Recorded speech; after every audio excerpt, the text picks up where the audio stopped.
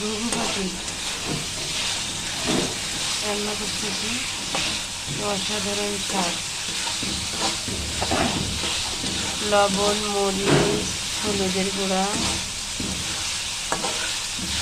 মরিচের গুঁড়া, 2টা এলাচ, 2টা লং, 1টা দারচিনি, 1টা তেজপাতা, আদা বাটা, সব কিছু মশলা দিয়ে সুন্দর করে